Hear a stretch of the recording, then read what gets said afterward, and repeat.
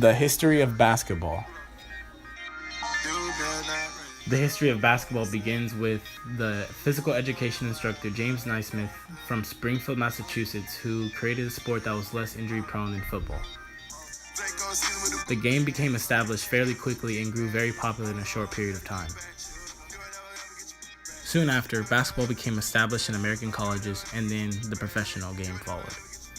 The game began using peach baskets and a soccer-style ball. Naismith published 13 rules for the new game. The object of the game was to throw the basketball into the fruit baskets. Every time a point was scored, the game had to be stopped so someone could get the ball out of the basket using a ladder. After a while, it became tedious getting the basketball out of the basket, so the bottom of the fruit baskets were removed. The first public basketball game was played in Springfield, Massachusetts on March 11th, 1892. So there were 13 main rules of the game of basketball. Since then, the rules have changed a lot, but these were the 13 main rules that they had at this time. I'm not going to go over every one of them. I'm just going to touch on a couple of them. 1. The ball may be batted in any direction with one or both hands.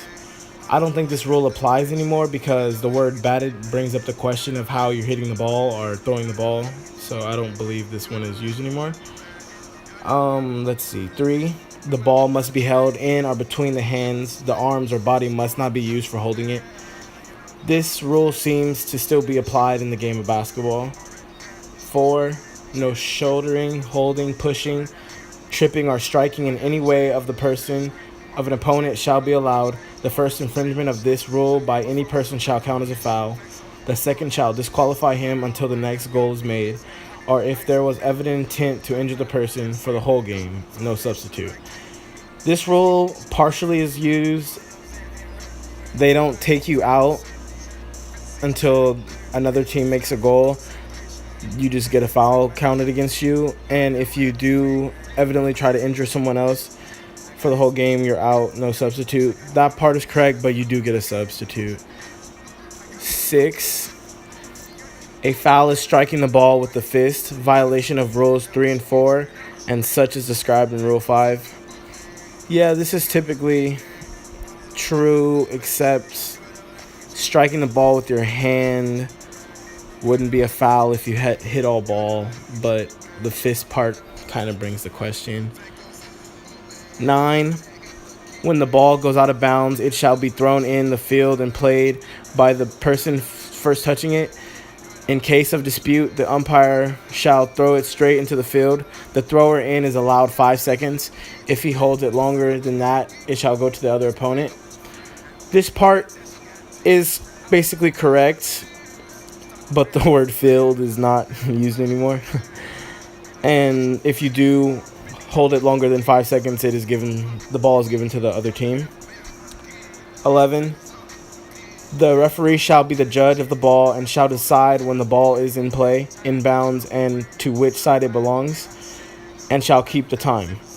He shall decide when a goal has been made and keep account of the goals with any other duties that are usually performed by a referee.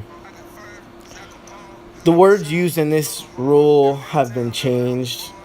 We don't usually call the baskets goals anymore. We call them baskets or points or something like that. But the word referee is still used and all of that. And lastly, 13. The side making the most goals in the end of the game shall be declared the winner.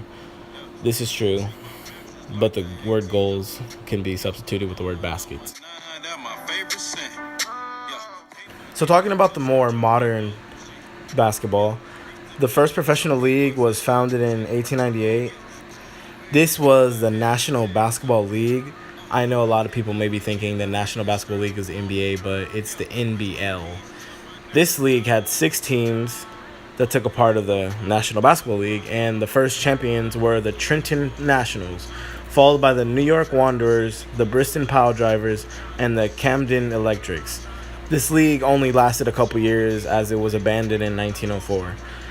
The greatest level of early basketball activity outside of the YMCA was seen in American colleges. American colleges picked up on the game of basketball and started adding it to their programs. By 1897, the U.S. Amateur Athletic Union (AAU) has taken over oversight of the basketball activity from the YMCA. As you may know, many people that play travel basketball play AAU, so it's still going on. World basketball was growing, but it was on June 18th, 1932, that a real international organization was formed to coordinate tournaments and teams. As you know, basketball expanded and became very popular to the American culture, and it made lives possible for many athletes and many students of the game. It gave them a life to live. It gave them inspiration and motivation to go on and keep pushing through life. It also created legends of our time like Kobe Bryant, LeBron James, just a name too, and legends before our time like Michael Jordan, Kareem Abdul-Jabbar, Wilt Chamberlain, Larry Bird, Karl Malone, Patrick Ewing, just to name a couple. The game of basketball that we all know and love has revolutionized since it's been made and continues to revolutionize, and I will be there for its revolution. Thank you.